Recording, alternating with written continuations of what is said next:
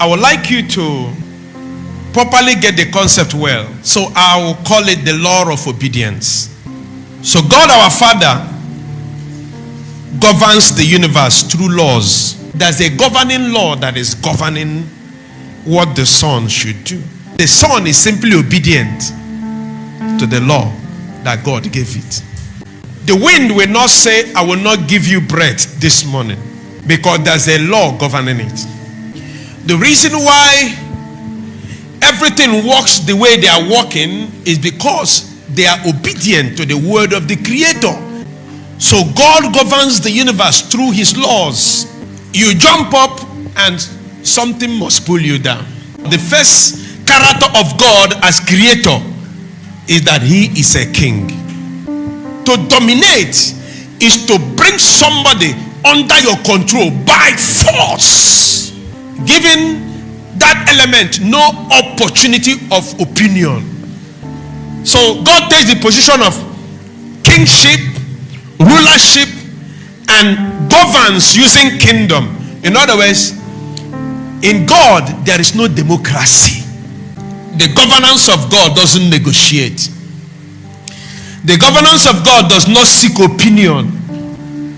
So the Bible says, who has known his wisdom as to counsel him? By law, it means that it was legislated by a council. You know, the council of Godhead legislated and endorsed it, that this is the way it is. Time doesn't change it. Situation can't alter it. Behaviors of men can't change it. It is what it is, and only subject to one thing: obedience. He rules and passes decrees and expects the object of this decree to align. It is based on that the law of obedience is founded. That man under his jurisdiction called kingdom. Kingdom means king and dominion, the area within the king's domain. That anybody within the king's domain has only but one option than to what? Align. Creation, the sun, the moon, the star, the waters, the fishes, the trees, everything is under his domain. They have no option than to align. Obedience simply means compliance and alignment and submission to the counsel, instruction, and authority of God.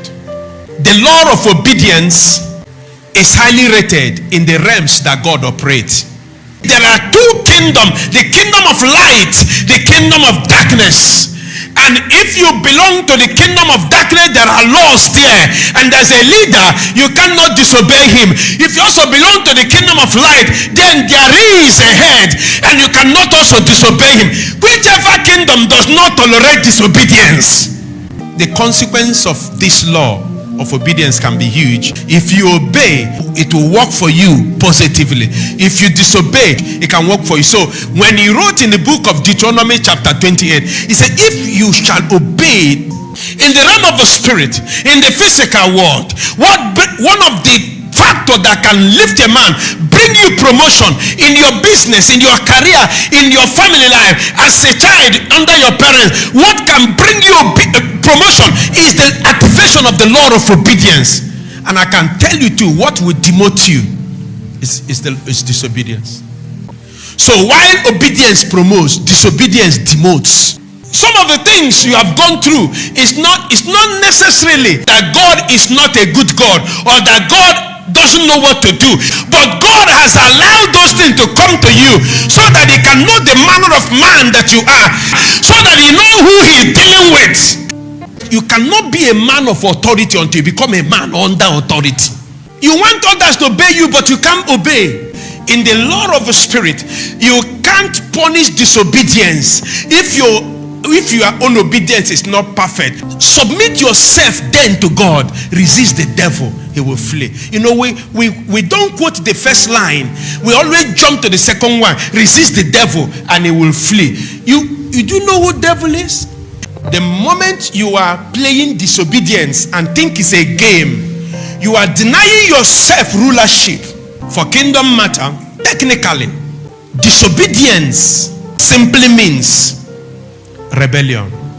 Rebel simply means somebody who said, your government cannot govern me. Who simply means I'm not going to comply with anything that this government is saying. There's only but one speaker in the kingdom, Jehovah. The way God sees a disobedient person is that God sees you as a rebel. And the way rebels are treated is shoot aside. Who is this rebel? The disobedient member of the kingdom.